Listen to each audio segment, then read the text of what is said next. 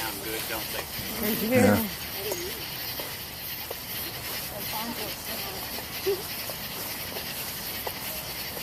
Summer solstice.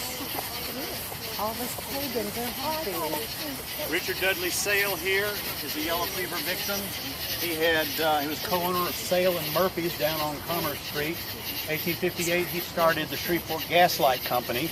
It was going to be a company that was using what they call, I believe, coal gas. They would burn pine knots in a chamber that would release a vapor which was flammable, and they would pipe it to the city. But by 1870, there were no gas lights. Of course, the Civil War stopped it for a while, but by 1870, they still didn't have any gas lights. That year, they were digging a water well down on Cross Bayou for an ice house down there, and they hit natural gas. Once they hit that, then we got piped for our gas lamps downtown.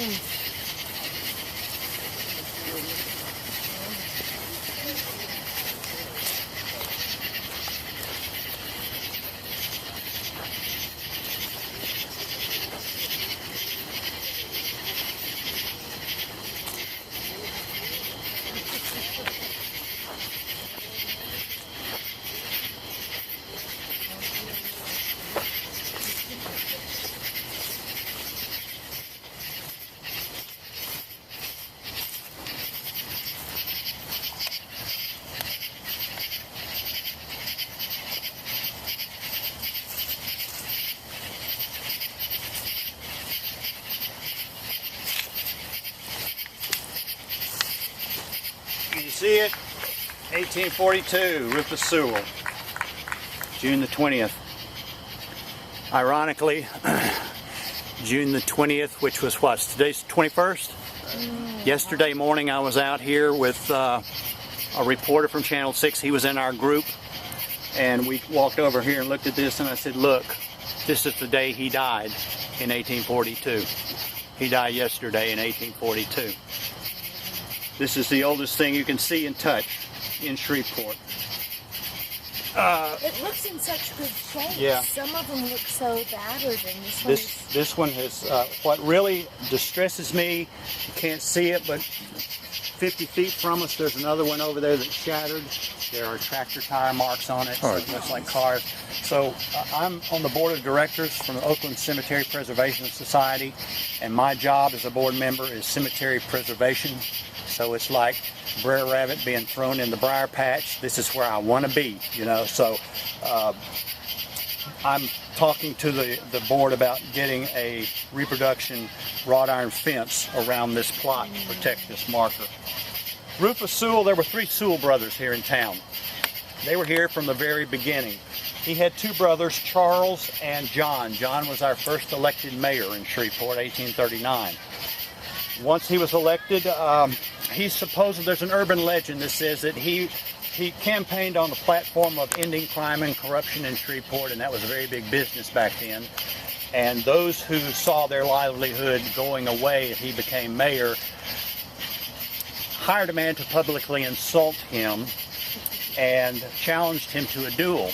Well, it was against the law to duel in Louisiana, so they had to go to another country, 20 miles that way. Texas, Republic of Texas. The urban legend also says that John was shot and killed outright. He was shot, he was mortally wounded. He was taken to a man's house in Greenwood, Mr. Fleming. Mr. Fleming actually has his plot over in this area. He died at Mr. Fleming's house. 2 years later, Rufus and his business partner, Jonas Robeson, owned a grocery store on Texas Street. And earlier in the day of June the 20th, 1842, Rufus and his business partner were in a parlor on Texas Street, and a Dr. Hardwick came walking in. Earlier in the day, Dr. Hardwick had a run-in with Charles, the other brother. Dr. Hardwick had a hickory walking stick, and he just beat the snot out of Charles with that hickory. Looked him bad. Well, later in the day, Dr. Hardwick and 2 of his friends walked into this parlor where Rufus and his business partner were, Fight broke out. One of the friends of the doctor shot Rufus through the chest. Rufus went down. The man pulled a Bowie knife, stabbed him through the heart, and killed him. So 2 years later, a second Sewell brother was dead. Now Charles, y'all all know where the Blind Tiger is, okay? On the corner of Spring and Texas, there's an empty lot diagonally across the street. That building was torn down maybe 20 years ago. And I don't know if it's the same building, but in the 1840s, in 1840, Charles had his mercantile on that corner. And the second floor of his mercantile was actually rented to Caddo Parish, and it was used at the location of the second courthouse in town. Well, one day, our sheriff, Alex Sterrett, walked in. He was a business owner too, and he walked in with an IOU, an unpaid bill, and he wanted to collect it. He walked up to Charles and he said, "I want my money." Charles said, "Well, I've got people in the store, I'm doing business, we'll handle this later." Alex said, "No, I want my money now. It's been too late. I want my money." Alex carried 2 Bowie knives, well, actually 2 big belt knives, and whenever he was arresting someone who was resisting arrest, he would pull one of those knives and notch the person's nose and notch their ear to try and take the fight out of them. Well, he pulled those 2 big knives on Charles. He said, "Give me my money." Charles went to the back of his mercantile, got 2 pistols, came back out and said, "Get out of my store." Alex took one of those knives, threw it at Charles's head. Charles ducked, fired, hit him in the chest, staggered out onto Texas Street. I think he tried to throw the second knife. The second shot, boom, killed him. So our first mayor was shot to death. Our first sheriff was shot to death. Charles was actually, through several courts, he was found not guilty and ruled self-defense. Shreveport, Shrevetown, when it was founded in 1836, was the farthest west town in the entire United States. Everything that direction was Spanish Texas and Spain and all the way to the Pacific. We are the original Wild West town here. The shootouts in the streets, the cowboys with the cattle drives from Texas, it all happened here. This was a good place to die, and many people did. So, any questions? Okay. One of the reasons the main reason that Alex carried those big knives was because of his wife, Martha Bowie Sterrett. She was Jim Bowie's sister.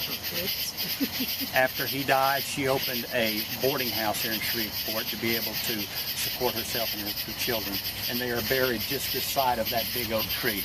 They were buried over in the Fannin Street Cemetery and reinterred over here. Any questions? Well, let's head out to the entrance then. What's the oldest building still standing in town? Eric Brock claimed that there's a building on Commerce Street that has a new facade on it that was the Bennett and Kane Trading Post. It was actually, the first one was the log cabin, but then they built on Commerce Street, but he said that you can't tell anything, there's a new facade on it.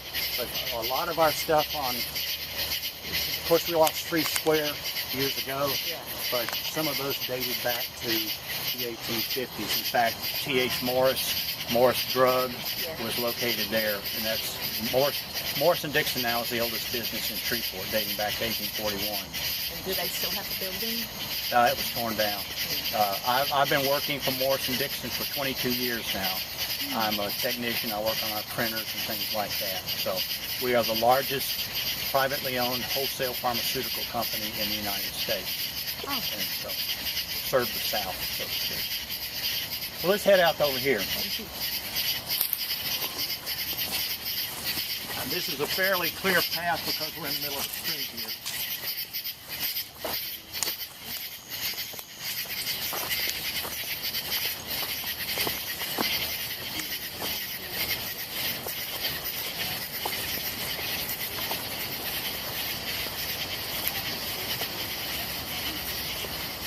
It'll be nice when they get everything done. Yeah, I'm really looking forward. They're going to pipe this with water, so the individual plots will be able to be watered now. Oh, that'll be great. It'll be beautiful, huh?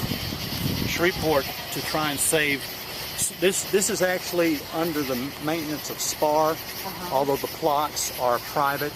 But for years, SPAR was spraying defoliant around the perimeters and it was killing the grass, and we were getting erosion. So I complained about that, and now they've gone back to weed eating. Wow. So I can't speak more highly of SPAR for doing what they're doing. Thank God for you. Yeah, SPAR maintains all of the grounds then? SPAR does, yeah. I actually come out here on my spare time. I was out here about a month ago cutting trees. We have trees growing up through the plots, and typically SPAR won't fool with them, but I bought a chainsaw and I'm playing hell out here.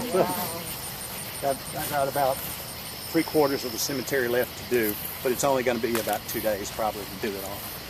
That's wonderful. What a labor of love. It is, and you know, I think about this place. I can remember coming to concerts at the Municipal Auditorium. James Brown. Me too, yeah. That I was met awesome. James Brown over there, Awesome. yeah. Let me tell you about the James Brown concert. I was up in the balcony section to the right of the stage. James Brown, of course, dancing and everything. It was unbelievable. The curtains were closing. He was singing his last song, dancing, and as the curtains started closing, the spotlight on him turned to a strobe light.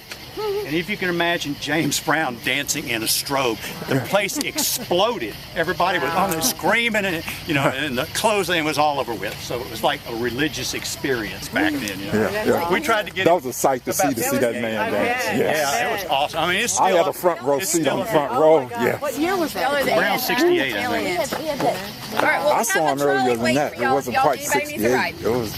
I think mine would have been around 66 or 67. I think it might have been 67 because he appeared later at Hirsch, like a year later at Hirsch. So it could have been 67. I got down here early, and his band was already parked there, and there was just one other kid, a little white kid, and they were taking turns riding his bike. And I walked up, then James Brown pulled up in a limousine, him and Vicki Anderson. Wow.